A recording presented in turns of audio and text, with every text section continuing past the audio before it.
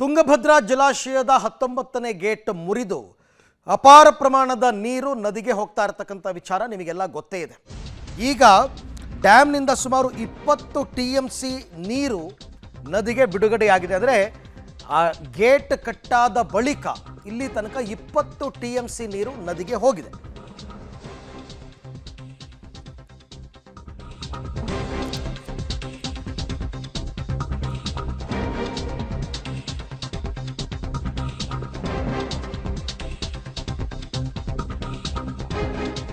TB ಡ್ಯಾಮ್ನ 19ನೇ ಗೇಟ್ನ chain ಕಟ್ಟಾದ ಅವಾಂತರವಾಯ್ತಲ್ಲ, ಇದರಲ್ಲಿ ಈಗ ಅದಾದ ನಂತರ ಡ್ಯಾಮ್ನಿಂದ ಸರಿಸುಮಾರು 20 TMCಗೂ ಅಧಿಕ ನೀರನ್ನು ನದಿಗೆ ಬಿಡುಗಡೆ ಮಾಡಿದ್ದಾರೆ ಅಂತಂದರೆ ಎಲ್ಲ ಗೇಟ್ಗಳನ್ನ ಓಪನ್ ಮಾಡಿರೋದ್ರಿಂದ ಅಪಾರ ಪ್ರಮಾಣದ ನೀರು ಹರಿದೋಗ್ತಾ ಇದೆ. 20 TMC ನೀರು ಖಾಲಿಯಾಗಿದೆ. TB ಡ್ಯಾಮ್ ಗೇಟ್ ರಿಪೇರಿಗೆ ಕನಿಷ್ಠ 7 ದಿನ ಬೇಕಂತೆ. ಆರಂಭದಲ್ಲಿ 5 ದಿನ ಅಂತಂದರು, ನಿನ್ನೆ ಮೊನ್ನೆ ಎಲ್ಲ, ಈಗ ಅದು 7 ದಿನಕ್ಕೆ ಹೋಗಿದೆ. ಅರ್ಧದಷ್ಟು ಡ್ಯಾಮ್ ನೀರನ್ನು ಖಾಲಿ ಮಾಡಿದ್ರೆ ಮಾತ್ರ ರಿಪೇರಿ ಮಾಡೋದಕ್ಕೆ ಸಾಧ್ಯ ಅಂತ ಹೇಳ್ತಾ ಇದ್ದಾರೆ. ರಿಪೇರಿ ಅನ್ನೋದಕ್ಕಿಂತ ಹೆಚ್ಚಾಗಿ ಹೊಸ ಗೇಟನ್ನು ಕೂಡಿಸ್ಬೇಕು. ಆ ಹೊಸ ಗೇಟ್ ಕೂಡಿಸ್ಬೇಕು ಅಂತಂದರೆ ಡ್ಯಾಮ್ನ ಅರ್ಧದಷ್ಟು ನೀರು ಖಾಲಿ ಆಗಬೇಕು. ಸದ್ಯ ಡ್ಯಾಮ್ನಿಂದ ನದಿಗೆ 1.5 ಲಕ್ಷ ಕ್ಯೂಸೆಕ್ ನೀರು ಹರಿದು ಹೋಗ್ತಾ ಇದೆ. ಒಟ್ಟಾರೆ 20 TMC ನೀರು ಹೋಗಿದೆ. 2-3 ದಿವಸದಲ್ಲಿ 45 TMC ನೀರನ್ನು ಖಾಲಿ ಮಾಡಬೇಕಾಗಿದೆ. ಇದು ಲೆಕ್ಕಾಚಾರ. ಸೊ ಏನು ನಿನ್ನೆ ಬಂದಂತಹ ಮಾಹಿತಿನೇ ಇದು, ಇನ್ನೇನು ಸ್ಪೆಷಲ್ ಏನಿಲ್ಲ. ಮೊದಲಿಗೆ 25 TMC ನೀರನ್ನು ಖಾಲಿ ಮಾಡಿ 25 TMC ನೀರನ್ನು ಬಿಟ್ಟು ಆಮೇಲೆ ಗೇಟ್ ಕೂರಿಸುವಂತಹ ಪ್ರಯತ್ನವನ್ನು ಮಾಡ್ತಾರಂತೆ. ಗೇಟ್ ರೆಡಿ ಆಗ್ತಾ ಇದೆ. ಇವತ್ತು ಇಷ್ಟೊತ್ತಿಗಾಗಲೇ ಹೆಚ್ಚು ಕಡಿಮೆ 25 TMC ನೀರು ಆಗಿರುತ್ತೆ ನನ್ನ ಪ್ರಕಾರ. ಅದು ಸಕ್ಸಸ್ ಆಗದಿದ್ದರೆ 40 TMC ನೀರನ್ನು ಬಿಡೋದು, ಸಾಧ್ಯವಾದಷ್ಟು ನೀರನ್ನು ಉಳಿಸ್ಕೊಳ್ತಕ್ಕಂಥ ಪ್ರಯತ್ನ ಮಾಡೋದು, ಅಷ್ಟೇ, ಇನ್ನೇನಿಲ್ಲ. 40 TMC ಖಾಲಿ ಮಾಡಿಬಿಟ್ಟು ಪುನಃ ಗೇಟ್ ಕೂರಿಸೋದು. ಆಗಲೂ ಆಗದೇ ಇದ್ದರೆ ಕೊನೆಯದಾಗಿ 60 TMC ನೀರನ್ನು ಖಾಲಿ ಮಾಡುವ ಅನಿವಾರ್ಯತೆಗೆ ಸಿಕ್ಬೀಳ್ತಾರೆ. 60-65 TMC ಹೋಗಲೇಬೇಕು ನೀರು, ಅದು ಹೋಗುತ್ತೆ. ಈಗಾಗಲೇ ತಜ್ಞರ ಸಭೆ ನಡೆಸಿ ಅಧಿಕಾರಿಗಳು ಚರ್ಚೆಯನ್ನು ಕೂಡ ನಡೆಸಿದ್ದಾರೆ. ಏನು ಮಾಡ್ಬೋದು, ಏನು ಎತ್ತ ಅಂತಕ್ಕಂಥದ್ರ ಬಗ್ಗೆ ಇದೇ ಪ್ಲ್ಯಾನ್ನಲ್ಲಿ ಇದ್ದಾರೆ ಸದ್ಯಕ್ಕೆ. ಬಟ್ ಗೇಟ್ ರೆಡಿ ಆಗಬೇಕಲ್ಲ. ಹಾಲಿ ಇದ್ದಂತಹ ಗೇಟು ಅದು ಮುರಿದು ಕೊಚ್ಕೊಂಡು ಹೊಟ್ಟೋಗಿದೆ, ಅಲ್ಲೆಲ್ಲೋ ಹೋಗಿ ಸಿಕ್ಕಾಕೊಂಡಿದೆ. ಆ ಗೇಟನ್ನು ನೀವು ಮತ್ತೆ ಮರುಬಳಕೆ ಮಾಡೋಕ್ಕಾಗಲ್ಲ. ಹೊಸ ಗೇಟ್ ತಯಾರಾಗ್ತಾ ಇದೆ. ಅದ್ರ ಬಗ್ಗೆ ಮಾಹಿತಿ ಕೊಡ್ತೀನಿ ಮುಂದೆ, ಆ ಗೇಟ್ ವಿಚಾರವಾಗಿ. ಈ ಬಗ್ಗೆ ಮತ್ತಷ್ಟು ಮಾಹಿತಿ ನನ್ನ ಕೊಲೀಗ್ ಅಮರೇಶ್ ಅವರಿಂದ ಪಡ್ಕೊಂಡ್ಬಿಡ್ತೀನಿ. ಅಮರೇಶ್, ಈಗ ನೀರಂತೂ ಹರಿದೋಗ್ತಾ ಇದೆ. ಆ ಲೆಕ್ಕ ಕೇಳಿದ್ರೆ ಹೊಟ್ಟೆ ಉರಿಯುತ್ತೆ. ಅಷ್ಟು TMC ಹೋಯ್ತು, ಇಷ್ಟು TMC ಹೋಯ್ತು ಅಂತ. ಅದನ್ನು ಅನಿವಾರ್ಯ, ಏನು ಮಾಡೋಕ್ಕಾಗಲ್ಲ ಬಿಡಿ. ಈಗ ಗೇಟ್ ಕೂರಿಸುವ ಕೆಲಸ, ಇದಕ್ಕೆ ಸಂಬಂಧಪಟ್ಟಂತೆ ತಜ್ಞರ ಪ್ಲ್ಯಾನ್ ಏನು, ಯಾವಾಗ ಆಗಬಹುದು, ಯಾವ ರೀತಿ ಸಿದ್ಧತೆ ನಡೀತಾ ಇದೆ ಅಂತ?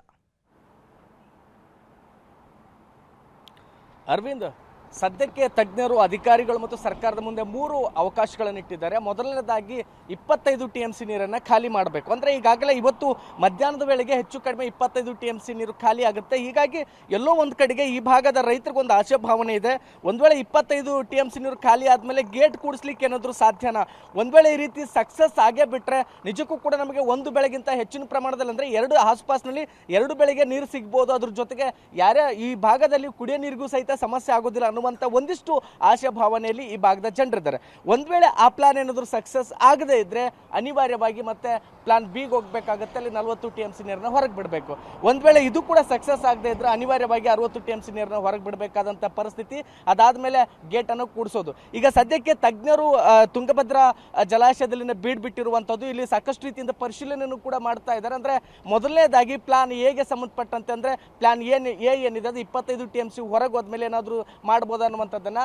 ಹಾಗಾಗಿ ಈಗೇನು 19ನೇ ಕ್ರಸ್ಟ್ ಗೇಟ್ ಕಿತ್ತೋಗಿದೆ, ಅಲ್ಲಿ ಒಂದಿಷ್ಟು ಆಲೋಚನೆಗಳನ್ನು ಕೂಡ ಮಾಡ್ತಾರೆ. ಹೇಗೆ ಮಾಡ್ಬೋದು, ಹೇಗಿಲ್ಲ ಅನ್ನುವಂಥದ್ದನ್ನ. ಇದೇ ವಿಚಾರಕ್ಕೆ ಸಂಬಂಧಪಟ್ಟಂತೆ ಇವತ್ತು CM ಸಿದ್ದರಾಮಯ್ಯನವ್ರ ಜೊತೆ ಸಭೆಯನ್ನು ಕೂಡ ಮಾಡಲಿದ್ದಾರೆ. ಅಂದರೆ ಸದ್ಯಕ್ಕೆ ಈಗ ಪಬ್ಲಿಕ್ ಟಿವಿಗೆ ಸಿಕ್ಕಿರುವಂತಹ ಮಾಹಿತಿ ಪ್ರಕಾರ ಏನು ಗೇಟನ್ನು ಕೂಡಿಸ್ಲಿಕ್ಕೆ ಸದ್ಯಕ್ಕೆ ಸಾಧ್ಯ ಇಲ್ಲ. ಹೀಗಾಗಿ ಆಲ್ಟರ್ನೇಟ್ ವ್ಯವಸ್ಥೆ ಅನ್ನುವಂಥ ನಿಟ್ಟಿನಲ್ಲಿ ಏನು ಕಟ್ ಪೀಸ್ಗಳನ್ನು ಮಾಡೋದ್ರ ಮೂಲಕ, ಅಂದರೆ ಕಬ್ಬಿಣ ನಿರ್ತಾದನ ಕಟ್ ಪೀಸ್ ಮಾಡೋದ್ರ ಮೂಲಕ ಅಲ್ಲಲ್ಲಿ ಕೂಡಿಸ್ತಕ್ಕಂಥ ಪ್ರಯತ್ನವನ್ನು ಮಾಡಿದರೆ ಟೋಟಲ್ ಗೇಟನ್ನು ಕ್ಲೋಸ್ ಮಾಡ್ತಕ್ಕಂಥ ರೀತಿಯಲ್ಲಿ ಏನಾದರೂ ಮಾಡ್ಬೋದು ಅನ್ನುವಂಥ ನಿಟ್ಟಿನಲ್ಲಿ ಕೂಡ ಈಗ ತಜ್ಞರು ಅಧಿಕಾರಿಗಳ ಜೊತೆಗೆ ಸಭೆಯನ್ನು ಚರ್ಚೆಯನ್ನು ಮಾಡ್ತಾ ಇದ್ದಾರೆ. ಇದಕ್ಕೆ ಅವಕಾಶವನ್ನು ಕೊಟ್ಟರೆ ಪ್ಲಾನ್ ಎ ಒಂದು ಹಂತದಲ್ಲಿ ಸಕ್ಸಸ್ ಆಗಬಹುದೇನೋ ಅನ್ನುವಂಥ ಆಶಾಭಾವನೆ ಇದೆ.